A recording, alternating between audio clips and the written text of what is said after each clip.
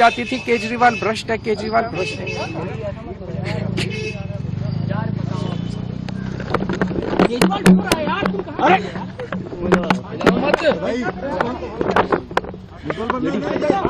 हो गए संभालिए सर, अपने आप संभालिए, हिम्मत सर, पीछे मत भाई। ये केजरीवाल भ्रष्ट नहीं है। ಬಂಧುಗಳೇ ನಮಸ್ಕಾರ, ಹೇಗಿದ್ರೆ ನೀವೆಲ್ಲರೂ? ನಾನು ಸುಬ್ರಹ್ಮಣ್ಯ ಎಸ್ ಹಂಡಿಗೆ. ಬಂಧುಗಳೇ, ಒಂದು ಹಗರಣದ ಆರೋಪ ಜನರಲ್ಲಿ ವಿಪರೀತ ನಿರೀಕ್ಷೆಯನ್ನ ಹುಟ್ಟು ಹಾಕಿದ್ದಂಥ ಪಕ್ಷದ ಭವಿಷ್ಯವನ್ನೇ ತಲೆ ಕೆಳಗೆ ಮಾಡಿಬಿಟ್ಟಿತ್ತು. ಅಷ್ಟು ಮಾತ್ರ ಅಲ್ಲ, 2 ಅವಧಿಗೆ ಆ ಭಾಗದಲ್ಲಿ ಅಧಿಕಾರವನ್ನ ನಡೆಸಿದ್ದಂಥ ಪಕ್ಷ, ಅಂದ್ರೆ 10 ವರ್ಷ ಸುದೀರ್ಘ ಅಧಿಕಾರದಲ್ಲಿ ಇದ್ದಂಥ ಪಕ್ಷವನ್ನ ಜನ ಅಧಿಕಾರದಿಂದ ಕಿತ್ತು ಒಗೆದು ಬಿಡ್ತಾರೆ. ಜೊತೆಗೆ ಹಾಲಿ ಮುಖ್ಯಮಂತ್ರಿ ಆಗಿದ್ದಂತಹ ಸಂದರ್ಭದಲ್ಲೇ, ಹಾಲಿ ಮುಖ್ಯಮಂತ್ರಿ ಅಂದ್ರೆ ಮುಖ್ಯಮಂತ್ರಿ ಆಗಿದ್ದಂತಹ ಸಂದರ್ಭದಲ್ಲೇ ಭಾರತ ದೇಶದ ಇತಿಹಾಸದಲ್ಲೇ ಪ್ರಪ್ರಥಮ ಬಾರಿಗೆ ಎನ್ನುವಂತೆ ಜೈಲು ಸೇರುವಂತ ಪರಿಸ್ಥಿತಿ ಎದುರಾಗಿಬಿಡುತ್ತೆ. 6 ತಿಂಗಳುಗಳ ಕಾಲ ಜೈಲಿನಲ್ಲಿ ಇರ್ತಾರೆ. ಒಟ್ಟಾರೆಯಾಗಿ ಆ ಪಕ್ಷದ ಭವಿಷ್ಯ, ಆ ಪಕ್ಷದ ನಾಯಕರ ಭವಿಷ್ಯ ಎಲ್ಲವೂ ಕೂಡ ತಲೆ ಕೆಳಗಾಗ್ಬಿಡುತ್ತೆ, ಎಲ್ಲವೂ ಕೂಡ ಉಲ್ಟಾ ಪಲ್ಟಾ ಆಗ್ಬಿಡುತ್ತೆ. ಇಡೀ ದೇಶಾದ್ಯಂತ ಆ ಹಗರಣಕ್ಕೆ ಸಂಬಂಧಪಟ್ಟ ಹಾಗೆ ವಿಪರೀತ ಚರ್ಚೆ ನಡೆಯುತ್ತೆ. ಮಾಧ್ಯಮಗಳಲ್ಲಿ ದಿನದ 24 ಗಂಟೆಯೂ ಕೂಡ ಸುದ್ದಿ ಪ್ರಸಾರ ಆಗಿಬಿಡುತ್ತೆ. ಜನ ಆ ಸಂದರ್ಭದಲ್ಲಿ ಏನು ಚರ್ಚೆ ಮಾಡೋದಕ್ಕೆ ಶುರು ಮಾಡ್ಕೊಂಡಿದ್ರೆ, ನಾವು ಯಾರನ್ನು ಹಾಗಾದ್ರೆ ನಂಬೋದು? ಈ ಪಕ್ಷ ನಾವೇನೋ ಮಾಡುತ್ತೆ ಅಂತ ನಿರೀಕ್ಷೆ ಇಟ್ಕೊಂಡಿದ್ವಿ, ಜನರಲ್ ಭರವಸೆಯನ್ನ ಮೂಡಿಸ್ಬಿಟ್ಟಿತ್ತು ಈ ಪಕ್ಷ, ಹೋರಾಟದ ಮೂಲಕ ಅಧಿಕಾರಕ್ಕೆ ಬಂದ್ಬಿಟ್ಟಿತ್ತು, ಇವರೇ ಹೀಗೆ ಮಾಡಿಬಿಟ್ರೆ ನಾವಿನ್ ಯಾರನ್ನು ನಂಬೋದು ಎನ್ನುವ ರೀತಿಯಲ್ಲೂ ಕೂಡ ಜನ ಮಾತಾಡ್ತಾ ಇದ್ರು. ಇದೀಗ ಅದೇ ಹಗರಣಕ್ಕೆ ಸಂಬಂಧಪಟ್ಟ ಹಾಗೆ ಇದೀಗ ವಿಶೇಷ ನ್ಯಾಯಾಲಯ ತನ್ನ ತೀರ್ಪನ್ನ ಪ್ರಕಟ ಮಾಡಿದೆ. ಯಾರನ್ನ ಆರೋಪಿ ಸ್ಥಾನದಲ್ಲಿ ಇಲ್ಲಿವರೆಗೆ ಕೂರಿಸಲಾಗಿತ್ತು ಅವರನ್ನ ದೋಷಮುಕ್ತ ಅಂತ ಹೇಳ್ತಾ ಇದೆ. ಬರೀ ದೋಷಮುಕ್ತ ಅಂತಂದ್ರೆ ಅದು ಬೇರೆ ರೀತಿಯಲ್ಲಿ ಆಗ್ತಾ ಇತ್ತು. ಏನ್ ಹೇಳಿದೆ ಇವತ್ತು ಕೋರ್ಟ್ ಅಂದ್ರೆ, ಇದು ತನಿಖೆಗೂ ಕೂಡ ಅರ್ಹವಲ್ಲದಂತಹ ಪ್ರಕರಣ, ಟ್ರಯಲ್ಗೂ ಕೂಡ ಅರ್ಹವಲ್ಲದಂತಹ ಪ್ರಕರಣ ಅಂತ ಹೇಳ್ತಾ ಇದೆ. ಜೊತೆಗೆ ಯಾವ ತನಿಖಾ ಸಂಸ್ಥೆ ತನಿಖೆಯನ್ನ ಮಾಡಿತ್ತೋ ಆ ತನಿಖಾ ಸಂಸ್ಥೆಯ ಪಿತೂರಿಯನ್ನ ಮಾಡಿದೆ ಎನ್ನುವ ರೀತಿಯಲ್ಲೂ ಕೂಡ ಕೋರ್ಟ್ ಖಾರವಾಗಿ ಹೇಳಿದೆ. ತನಿಖಾ ಸಂಸ್ಥೆಯನ್ನ ಹಿಗ್ಗಾಮುಗ್ಗ ತರಾಟೆಗೆ ತೆಗೆದುಕೊಂಡಿದೆ. ಯಾವ ಹಗರಣ ಅಂದ್ರೆ ಅಬಕಾರಿ ಹಗರಣ. ಯಾರು ಆಗ ಮುಖ್ಯಮಂತ್ರಿ ಆಗಿದ್ದಂಥವ್ರು ಅಂದ್ರೆ ನಿಮ್ಮೆಲ್ಲರಿಗೂ ಕೂಡ ಗೊತ್ತಿರುವ ಹಾಗೆ ಅರವಿಂದ್ ಕೇಜ್ರಿವಾಲ್. ಹಾಗಾದ್ರೆ ಏನಿದು ಹಗರಣದ ಆರೋಪ, ಏನೆಲ್ಲ ಬೆಳವಣಿಗೆ ಆಗ್ತದೆ, ಒಂದಷ್ಟು ಡೀಟೇಲ್ ಆಗಿರುವಂತಹ ಮಾಹಿತಿಯನ್ನ ಗಮನಿಸ್ತಾ ಹೋಗೋಣ. ಬಂಧುಗಳೇ, ಇವತ್ತು ಈ ಅಬಕಾರಿ ಹಗರಣಕ್ಕೆ ಸಂಬಂಧಪಟ್ಟ ಹಾಗೆ ವಿಶೇಷ ನ್ಯಾಯಾಲಯ, ದೆಹಲಿಯ ವಿಶೇಷ ನ್ಯಾಯಾಲಯ ತನ್ನ ತೀರ್ಪನ್ನ ಪ್ರಕಟ ಮಾಡಿದೆ. 23 ಆರೋಪಿಗಳನ್ನು ಕೂಡ ಇದೀಗ ದೋಷಮುಕ್ತಗೊಳಿಸಿದೆ ಅಥವಾ ಖುಲಾಸೆಗೊಳಿಸಿದೆ. ಸಿಬಿಐ ಏನು ಚಾರ್ಜ್ ಶೀಟ್ ಅನ್ನ ಸಲ್ಲಿಕೆ ಮಾಡಿತ್ತು, ಆ ಚಾರ್ಜ್ ಶೀಟ್ ಅನ್ನ ಸಂಪೂರ್ಣವಾಗಿ ಇದೀಗ ತಿರಸ್ಕರಿಸಿ ಬಿಟ್ಟಿದೆ. ತಿರಸ್ಕರಿಸೋದು ಮಾತ್ರ ಅಲ್ಲ, ಆ ಸಂದರ್ಭದಲ್ಲಿ ಖಾರವಾಗಿ ಕೋರ್ಟ್ ಈ ವಿಚಾರಕ್ಕೆ ಸಂಬಂಧಪಟ್ಟ ಹಾಗೆ ಪ್ರತಿಕ್ರಿಯೆಯನ್ನ ಕೊಟ್ಟಿದೆ. ಕೋರ್ಟ್ ಹೇಳ್ತಾ ಇರೋದಂದ್ರೆ ಏನು ಸಾಕ್ಷಿ ಇಲ್ಲ ಅಂತ ಹೇಳಿ ಆರೋಪಕ್ಕೆ ಸಂಬಂಧಪಟ್ಟ ಹಾಗೆ ಒಂದಷ್ಟು ಪಾಯಿಂಟ್ಸ್ ಅನ್ನ ನ್ಯಾಯಾಧೀಶರು ಮಾಡಿದ್ದಾರೆ ಅಥವಾ ಹೈಲೈಟ್ ಮಾಡಿದ್ದಾರೆ. ಅದೇನು ಒಂದು ಗಮನಿಸ್ಬಿಡೋಣ. ಈ ಅಬಕಾರಿ ಹಗರಣಕ್ಕೆ ಸಂಬಂಧಪಟ್ಟ ಏನು ಎತ್ತ ಅಂತ ನಾನು ನಂತರ ಹೇಳ್ತಾ ಹೋಗ್ತೀನಿ. ಕೇವಲ ಊಹೆಗಳ ಮೇಲೆ ನಡೆದಂತ ಕೇಸ್ ಇದು ಅಂತ. ಸಿಬಿಐ ಯಾವುದೇ ಭದ್ರವಾದ ಸಾಕ್ಷ್ಯಗಳಿಲ್ಲದೆ ಕೇವಲ ಊಹೆ ಮತ್ತು ಕಲ್ಪನೆಗಳ ಆಧಾರದ ಮೇಲೆ ಪಿತೂರಿಯ ಕಥೆಯನ್ನ ಕಟ್ಟೋದಿಕ್ಕೆ ಪ್ರಯತ್ನಿಸಿದೆ ಅಂತ ಕೋರ್ಟ್ ಹೇಳಿದೆ. ಹಿಂದೆಯೂ ಕೂಡ ಅರವಿಂದ್ ಕೇಜ್ರಿವಾಲ್ಗೆ ಜಾಮೀನು ಕೊಡುವಂತ ಸಂದರ್ಭದಲ್ಲಿ ಕೋರ್ಟ್ ಹಾಗೆ ಹೇಳಿತ್ತು, ಸಿಬಿಐ ಪಂಜರದ ಗಿಣಿ ಎನ್ನುವಂತ ಮಾತನ್ನ ಹೇಳಿತ್ತು. ಈಗ ವಿಶೇಷ ನ್ಯಾಯಾಲಯ ಕೂಡ ಹೆಚ್ಚು ಕಡಿಮೆ ಅದೇ ರೀತಿಯಾದಂತ ಮಾತನ್ನ ಹೇಳ್ತಾ ಇದೆ, ಪಿತೂರಿಯ ಕಥೆ ಅಂತ ಹೇಳಿ. ಹಾಗಾದ್ರೆ ಸಿಬಿಐ ಯಾಕಾಗಿ ಪಿತೂರಿ ಮಾಡಬೇಕಾಯ್ತು? ಯಾರ ಪರವಾಗಿ ಪಿತೂರಿ ಮಾಡಬೇಕಾಯ್ತು ಸಿಬಿಐ? ಸಹಜವಾಗಿ ಉದ್ಭವ ಆಗುವಂತ ಪ್ರಶ್ನೆ ಇದು. ಸರಿಯಾದಂತ ಸಾಕ್ಷ್ಯಗಳಿಲ್ಲ. ಕೇಜ್ರಿವಾಲ್ ಮತ್ತು ಇತರರ ವಿರುದ್ಧ ಸಲ್ಲಿಸಲಾದ ದೋಷಾರೋಪ ಪಟ್ಟಿಯಲ್ಲಿ 1 ಪೈಸೆ ಅಕ್ರಮ ನಡೆದಿದೆ ಎಂಬುದಕ್ಕೆ ಅಥವಾ ಹಣ ವರ್ಗಾವಣೆ ಆಗಿರುವುದಕ್ಕೆ ಯಾವುದೇ ಬಲವಾದಂತ ಪುರಾವೆಗಳಿಲ್ಲ ಅಂತ ಹೇಳ್ತಾ ಇದೆ. ವಿಚಾರಣೆಗೆ ಯೋಗ್ಯವಲ್ಲದಂತ ಪ್ರಕರಣ ಇದು.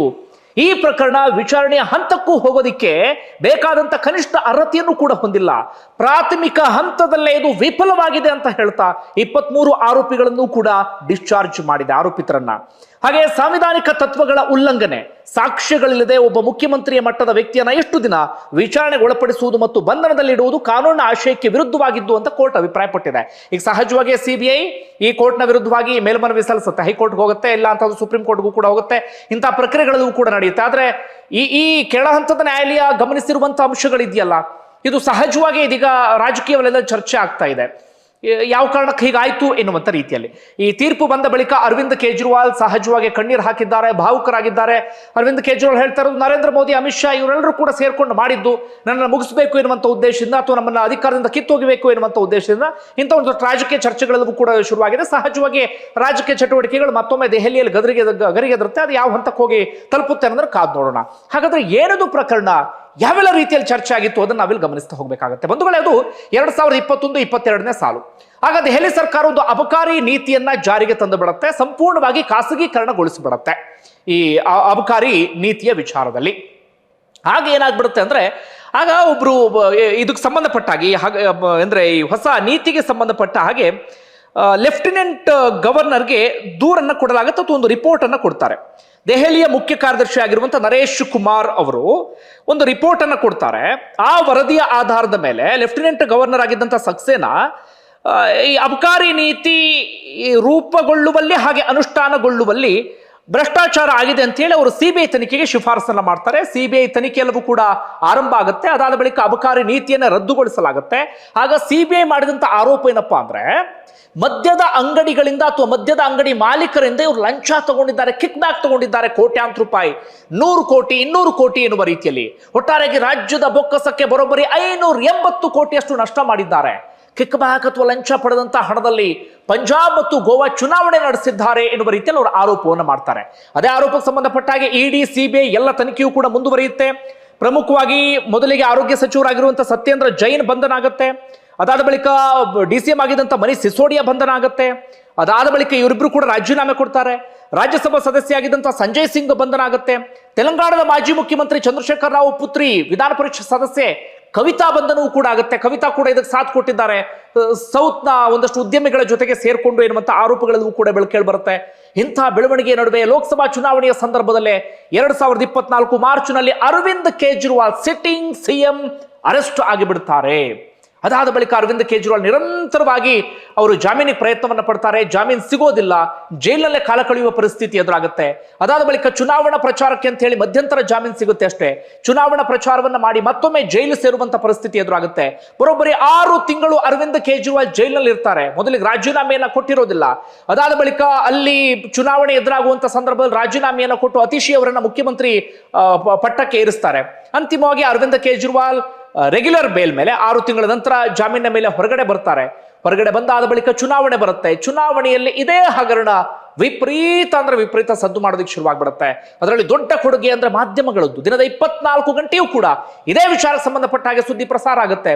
ಸಹಜವಾಗಿ ಅರವಿಂದ್ ಕೇಜ್ರಿವಾಲ್ ದೇಶದ ಜನರ ಮುಂದೆ ಭ್ರಷ್ಟರ ರೀತಿಯಲ್ಲೇ ಕಂಡಿದ್ರು, ಓರ್ವ ಹಗರಣಕೋರನ ರೀತಿಯಲ್ಲಿ ಕಂಡಿದ್ರು, ಓರ್ವ ಅಪ್ರಾಮಾಣಿಕ ವ್ಯಕ್ತಿಯ ರೀತಿಯಲ್ಲೇ ಕಂಡಿದ್ರು.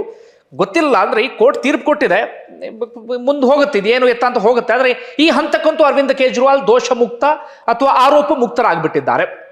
ಒಟ್ಟಾರೆ ಇಷ್ಟೆಲ್ಲ ಬೆಳವಣಿಗೆ ಆಗಿತ್ತು. ಅಂತಿಮವಾಗಿ ಚುನಾವಣೆಯ ಸಂದರ್ಭದಲ್ಲಿ ನಿಮಗೆ ಗೊತ್ತಿರುವ ಹಾಗೆ ಆಮ್ ಆದ್ಮಿ ಪಕ್ಷ ಮಕಾಡೆ ಮಲಗ್ಬಿಡುತ್ತೆ. ಕಾರಣ ಅಬಕಾರಿ ಹಗರಣದ ಎಫೆಕ್ಟ್ ದೊಡ್ಡ ಮಟ್ಟಿಗೆ ತಟ್ಟು ಬಿಡುತ್ತೆ. ಜನರ ವಿಶ್ವಾಸವನ್ನ ಅರವಿಂದ್ ಕೇಜ್ರಿವಾಲ್ ಕಳ್ಕೊಳ್ತಾರೆ. ಜನರ ನಂಬಿಕೆಯನ್ನ ಅರವಿಂದ್ ಕೇಜ್ರಿವಾಲ್ ಕಳ್ಕೊಳ್ತಾರೆ. ಜನ ಚೀತು ಅಂತ ಚಿಮಾರಿ ಹಾಕೋದಿಕ್ಕೆ ಶುರು ಮಾಡ್ಕೊಂಡು ಬಿಡ್ತಾರೆ. ಅಂತಿಮವಾಗಿ ಆಮ್ ಆದ್ಮಿ ಪಕ್ಷ ಅಧಿಕಾರವನ್ನ ಕಳ್ಕೊಳ್ತು, ಬಿಜೆಪಿ ಅಧಿಕಾರಕ್ಕೆ ಬಂತು, ರೇಖಾ ಗುಪ್ತಾ ಅಲ್ಲಿನ ಮುಖ್ಯಮಂತ್ರಿ ಆದ್ರು. ಇಷ್ಟೆಲ್ಲ ಆದ್ಮೇಲೆ ಇದೀಗ ನ್ಯಾಯಾಲಯ ಅರವಿಂದ್ ಕೇಜ್ರಿವಾಲ್ ದೋಷ ಮುಕ್ತ ಅಂತ ಹೇಳಿ ತನ್ನ ತೀರ್ಪನ್ನ ಪ್ರಕಟ ಮಾಡಿದೆ. ಇದು ಸಹಜವಾಗಿ ಮುಂದೆ ಸಾಕಷ್ಟು ಚರ್ಚೆಗಳೆಲ್ಲವೂ ಕೂಡ ಗ್ರಾಸ ಆಗತ್ತೆ.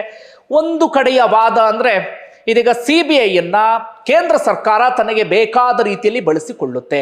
ಯಾವುದಾದ್ರೂ ರಾಜ್ಯದಲ್ಲಿ ಅಧಿಕಾರವನ್ನ ಹಿಡಿಬೇಕು ಅಂತಾದ್ರೆ, ಯಾವುದಾದ್ರೂ ರಾಜ್ಯದಲ್ಲಿ ಅಲ್ಲಿನ ಪ್ರಮುಖ ನಾಯಕನನ್ನ ಹಣಿಬೇಕು ಅಂತಾದ್ರೆ ಅವರ ವಿರುದ್ಧ IT, ED, CBIಯನ್ನ ಚೂ ಬಿಡುತ್ತೆ ಕೇಂದ್ರ ಸರ್ಕಾರ. ಅವರನ್ನ ಅಲ್ಲಿ ಈ ಸಂಸ್ಥೆಗಳ ಮೂಲಕ ಮುಗಿಸುವಂತ ಪ್ರಯತ್ನವನ್ನ ಮಾಡುತ್ತೆ. ದೆಹಲಿಯಲ್ಲಿ ಆಗಿದ್ದು ಕೂಡ ಅದೇ. ಅರವಿಂದ್ ಕೇಜ್ರಿವಾಲ್ ವಿಪರೀತ ಜನಪ್ರಿಯತೆಯನ್ನ ಪಡೆದುಕೊಂಡ ಕಾರಣಕ್ಕಾಗಿ, ಮತ್ತೊಮ್ಮೆ ಅಧಿಕಾರಕ್ಕೆ ಏರಬಹುದು ಎನ್ನುವಂತ ಸನ್ನಿವೇಶ ಇದ್ದಂತ ಕಾರಣಕ್ಕಾಗಿ ಈ ಅಬಕಾರಿ ಹಗರಣದ ವಿಚಾರದಲ್ಲಿ ಸಿಬಿಐಯನ್ನ ಚೂ ಬಿಟ್ಟು ಅರವಿಂದ್ ಕೇಜ್ರಿವಾಲ್ ಹಾಗೆ ಅವರ ಪಕ್ಷವನ್ನ ಮುಗಿಸುವಂತ ಪ್ರಯತ್ನವನ್ನ ಮಾಡಲಾಯಿತು. ಅದಕ್ಕೆ ಪೂರಕವಾಗಿ ಇದೀಗ ಕೋರ್ಟ್ ತೀರ್ಪು ಬಂದಿದೆ ಅಂತ ಒಂದು ಕಡೆಯ ವಾದ. ಇನ್ನೊಂದು ಕಡೆಯ ವಾದ ಏನಪ್ಪಾ ಅಂದ್ರೆ, ಇದು ಕೇವಲ ಕೆಳ ಹಂತ ನ್ಯಾಯಾಲಯದ ತೀರ್ಪು ಅಷ್ಟೇ. ನ್ಯಾಯಾಲಯ ಸಾಕ್ಷ್ಯಗಳನ್ನ ಸರಿಯಾದ ರೀತಿಯಲ್ಲಿ ಪರಿಗಣಿಸ್ತಾ ಇರಬಹುದು, ಅಥವಾ ಸಿಬಿಐ ಸಾಕ್ಷ್ಯನ ನೀಡುವಲ್ಲಿ ವಿಫಲ ಆಗಿರಬಹುದು. ಹೀಗಾಗಿ ಮುಂದಿನ ಕೋರ್ಟ್ಗೆ ಹೋದ ಸಂದರ್ಭದಲ್ಲಿ ಬೇರೆ ಒಂದಷ್ಟು ಡೆವಲಪ್ಮೆಂಟ್ ಆಗಬಹುದು ಎನ್ನುವ ರೀತಿಯಲ್ಲೂ ಕೂಡ ವಾದವನ್ನ ಮಾಡ್ತಿದ್ದಾರೆ. ವಾದ ಪ್ರತಿವಾದ ಎರಡನ್ನೂ ಕೂಡ ನಿಮ್ಮ ಮುಂದೆ ಇಟ್ಟಿದ್ದೇನೆ. ಯಾಕಂದ್ರೆ ಈ ಹಂತಕ್ಕೆ ನಾವು ಹೀಗೆ ಅಂತೇಳಿ ಕನ್ಕ್ಲೂಷನ್ಗೆ ಬರೋದಕ್ಕಂತೂ ಸಾಧ್ಯ ಇಲ್ಲ. ಒಟ್ಟಾರೆಗೆ ಅರವಿಂದ್ ಕೇಜ್ರಿವಾಲ್ ಜೊತೆಗೆ ಒಟ್ಟಾರೆ 23 ಮಂದಿ ಈ ಹಗರಣದಿಂದ ದೋಷ ಮುಕ್ತ ಆಗಿದ್ದಂತೂ ಮಾತ್ರ ಹೌದು, ಕಣ್ಣಿಗೆ ಕಾಣುವಂತ ಬೆಳವಣಿಗೆ. ಬಂಧುಗಳೇ, ನಿಮ್ಗೆ ಏನಿಸ್ತದೆ ಕಮೆಂಟ್ ಬಾಕ್ಸ್ ಅಲ್ಲಿ ಮೆನ್ಷನ್ ಮಾಡಿ. ಧನ್ಯವಾದ ವಿಡಿಯೋ ನೋಡಿದ್ದಕ್ಕಾಗಿ.